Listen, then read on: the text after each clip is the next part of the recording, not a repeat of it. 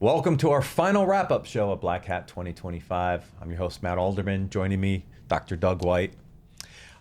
Just for the record, I did attempt to get a lampshade to put on my head.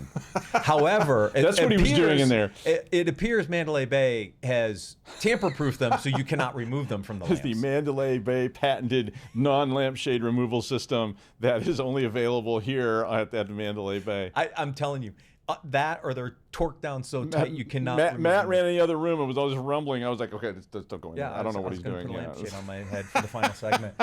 Sorry. There was an ice bucket. You could have done that. Oh, there is an ice bucket, but no, it's not quite the same. It won't fit on my big head, anyways. I need a really big ice bucket. No, a big lampshade. Call housekeeping on my big head. The trash can. No, I'm not doing. No Vegas trash cans on my head. No, it'd be on your face. Yeah. All right, final day of interviews. I have a couple interesting trends, but I want to ask you first. Like, anything new come up today that kind of intrigued you in your interview segment? Well, I mean, it's still in that AI fest, but it was about the MCP servers. Yeah. And I think the reason I would say it intrigued me so much was because even though I conceptually understood this concept, and I almost intuitively that's how I would do it. I did not know about that protocol. I had not read about that protocol. And so when I saw that on Michael Callahan's sheet, I was like, I need to read on this. And now I'm really scared. Yeah. I mean, that was terrifying. It was 2 interviews in a row that brought up model context protocol. Yes. And the challenges around it.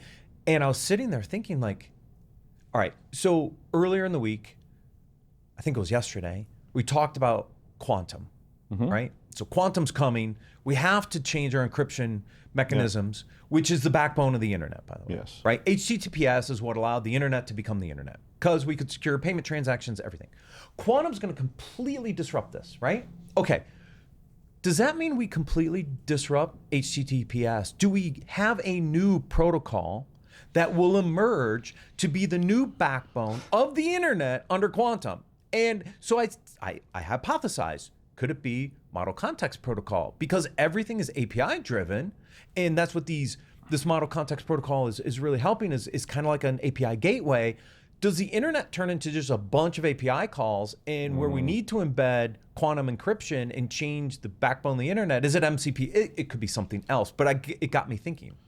But I mean, part of that gels down to then identity management of agentic AI. Yes, which also came up. I completely agree with what you're talking about. I mean, I think maybe that is what the internet becomes, because this old world, right? You know, I'm going to send out a guy on a horse to go to the nearest town to ask the question, is probably, I mean, and that's the earliest internet, right? I mean, I have a question. I'm literally sending one query out on a guy on a horse, and they go off somewhere, and they come back 6 weeks later and go, you're going to die.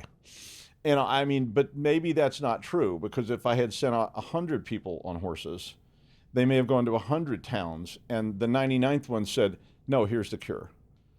And they bring it back. And that's what agentic AI does for you as the internet, is now it goes out and sorts this. But that's also very terrifying, because every time you talk to a person, the likelihood that you become infected with something stupid goes up. Right. I mean, if I go out in the hallway out there and I start asking people, are they going to tear the Luxor down? I'm sorry, I've been on that all week, because that was the first thing, other than the guy saying, you look like you had a rough night, partner. And I was like, what? I was just waiting on the tram. It was noon. And the guy literally, he's like, hey, buddy, are you okay? I was like, what? Do I look home? What the hell?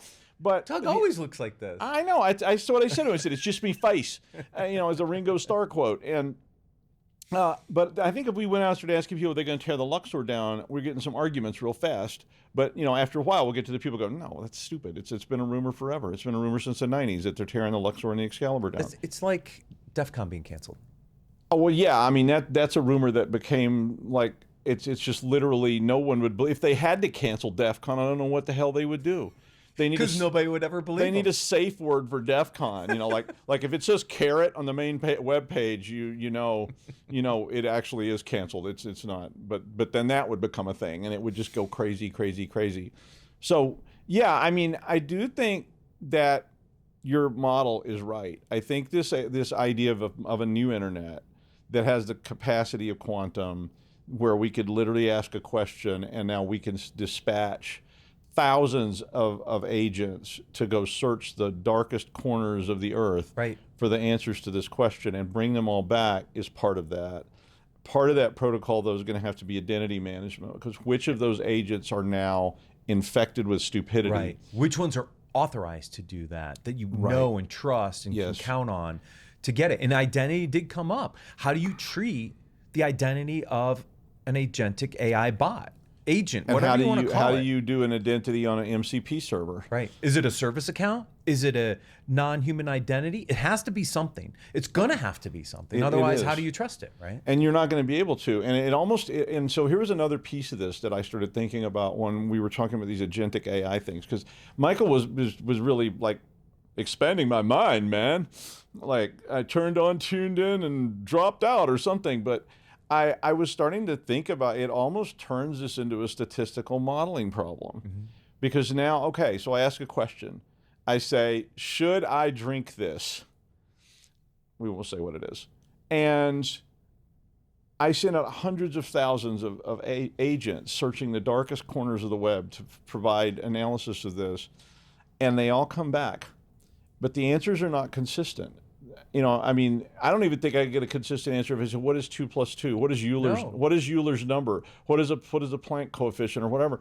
And I get back this, okay, this percentage said drink it, this percentage said don't drink it, and this percentage said carrot. And like, okay, who do I believe? Right. And even if the majority said drink it, does that still mean it's okay? Or is the majority going like, let's make him drink it, man? And it's really scary because I don't know what that internet looks like. I mean, now, to be fair, just to be fair to all of you, the current internet is the same way, in a sense. It is, in a sense. Because if I do a search and I say, should I drink this? Yeah. And I put whatever it is in, I'll get a list of 100,000 websites. Yeah. And if I took the time to click all of them, I might have the same exact problem. Yeah. But I don't know. So somewhere we got some kind of identity problem. We've got a quantum problem.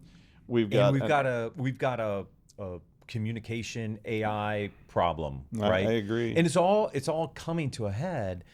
Look, and this is what got me thinking about it. Like, all right, I'm using agents to do all this stuff. What do I need Google for anymore as a search browser? I've seen that a lot. Yeah, I've seen that. Like, people are replacing Google searches is this with the end of the search engine? I mean, they're replacing themselves. Yeah, true. I mean, they're like, we're putting AI in our search engine. Gemini's doing everything now. And Gemini's doing it. And I'm like, okay, your search engine's gone. I mean, like, so think about this now.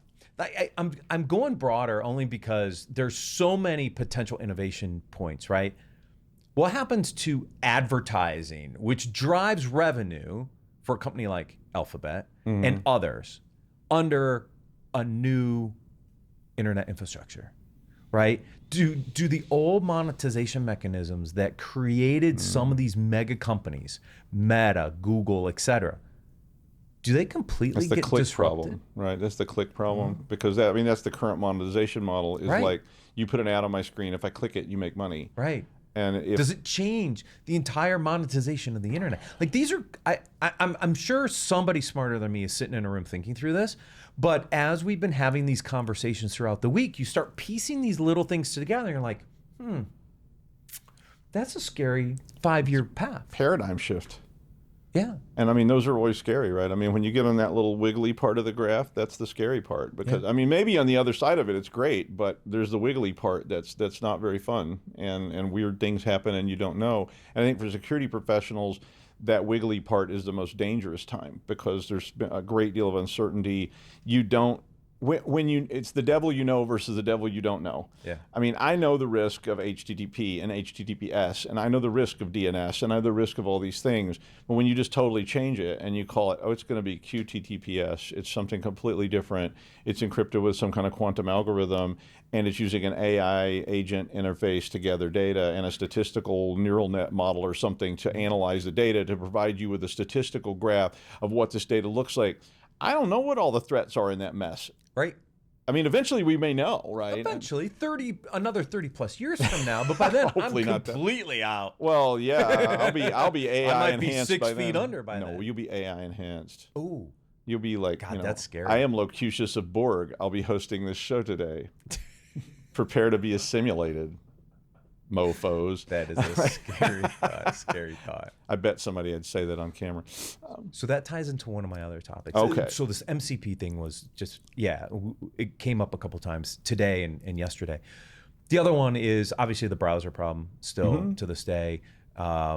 And the enterprise, the advantage of an enterprise browser. And I did this kind of on purpose, but I don't want it to sound kind of rude, but as a consumer, I want a better browser. Yes. I want a better browser. I want a privacy-preserving browser. Yes. Why does only the enterprise get to have their own Really? privacy-preserving browser? I want one. We don't have an enterprise. So anybody who wants to build, I mean, there's some out there, but the challenge I've seen with them is they're based off they're always a version behind. They don't work on certain websites because they're not up to the right support level, etc. But gosh, I would love one. I would love a consumer island browser. I would love it because I feel a lot more comfortable doing some of the stuff that I do on a regular basis on the internet, right? No, I'm 100%. We were even talking about this earlier, but I mean, I'm 100% with you because a consumer island browser. Listen, I mean, if I use that at work, and like I said, I don't have an enterprise. I barely have like a shuttlecraft. I'm not there. I'm not even on Voyager. I'm like, You're in Deep Space Nine, is where you no, are. I'm not Deep Space Nine. I'm below a shuttlecraft.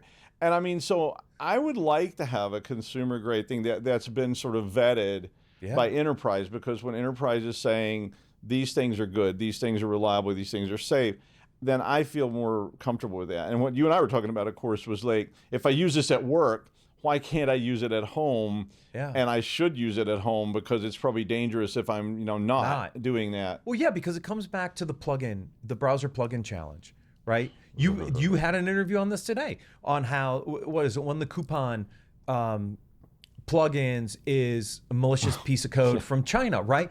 As a consumer, 7-zip. as a consumer, we load plugins on our browsers all the time. How do we know? So it's interesting because Islands actually analyzed all 230,000 plugins and rated them from a reputational risk perspective. And so you can set up a policy at the corporate level that says, don't allow any plugin under a certain level of confidence to be loaded. Gosh, as a consumer, I would freaking love that thing. Because I mean, literally, if and when I do install a plugin, which I'm telling you right now is a rare thing. Yeah. I already install it on a sandbox. I put it in a virtual machine and I run it and I see what it does. And then I study it and I do research on it and I just open queries even on it. If I had Agentic AI, I could send out 100,000 queries and try to find out, are people posting that this is problematic? Is it bad? It's collecting information before I would ever dream of putting it on my system. Yep. But at the same time, when you need it, and it's saying, oh, you want to get these tickets for 20% off, just click here and install our plugin and you're good to go. Right. And, I would say... Next thing you know, it's scraping all your data. It's scraping credentials. You wonder why we have a credential problem. Not only are we giving them away for free, they're being scraped for free because we load plugins. Like there's so many downstream. And 99% of people don't even know what he just said. I mean, I don't mean you watching. I mean, people out in the general public. When you start saying scraping your credentials, they're going like, "What? I'm fine." But here's what people need to understand: the 99% that don't understand are your employees. Yeah. That are doing this on your machines, that are creating security holes in your corporate environment that allows these breaches and attacks to happen. So, I think a consumer island browser, please. I'd love one. I would really I'd be the excited guinea about pig. that. I'd be your guinea pig. I'd be your test case. Volunteer, beta tester. I mean, happy to do that. But I mean, right now, I'm constantly searching for better browser experience just because of that, because I don't trust the big players. Yeah. I mean, they can tell you can. Sorry, guys, you can tell me all day long that you're not collecting my data. I'm like, my data is damn valuable, and I just don't know how you're going to resist that siren Look, song. I monitor all my data on the data brokers. Every about 30 to 45 days, I have to go in and request it to all be removed again. I monitor your data on there too. I like to see what Matt's up to. It's all being scraped. It's all being stored on data broker websites. You ask for opt-outs. You get them partially done. Maybe they get done, but I'll tell you, it doesn't take long for all that data to show back up. No, it's just like that guy that keeps writing your number on the bathroom wall. You can wipe it off 100 times. They just write it back every other day. It just keeps happening. We're going to leave it there, Doug. I think that's a good way to end this show. I think so, Don't too. go into the bathroom. You'll see Doug's number. Call me. Everyone, it was a wonderful BlackHat 2025. It was. We will see you again next year. Maybe here before at that. Mandalay Bay.